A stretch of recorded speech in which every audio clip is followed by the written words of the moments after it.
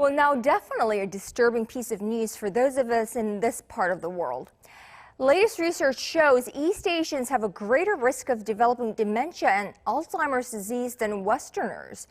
A group of researchers at South Korea's National Research Center for Dementia at Chosun University have discovered that this can be attributed to a certain variation in the gene that's known to be one of the main causes of Alzheimer's disease. Our Eum Ji-young has more. The reason why East Asians are more vulnerable to Alzheimer's disease than Westerners has been confirmed to be because of certain mutation in a dementia-causing gene. The researchers at South Korea's National Research Center for Dementia at Chosun University recently published a report in the Journal of Clinical Medicine based on research on some 40,000 individuals.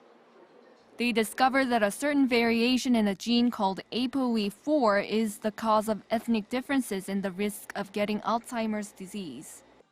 An expert says ApoE4 has long been known to be the key in the development of Alzheimer's disease, and people with this gene have a higher risk of the disease.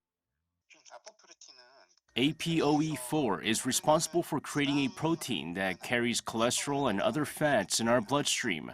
This protein interacts with neurons and initiates toxic events that can ultimately lead to the destruction of nerve cells in the brain. According to the researchers at Chosun University, there are G and T type of variations of the ApoE4 gene.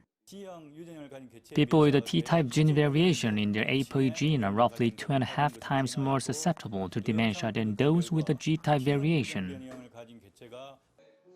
The researchers also found that the T-type variation is more frequently found in East Asians than Westerners.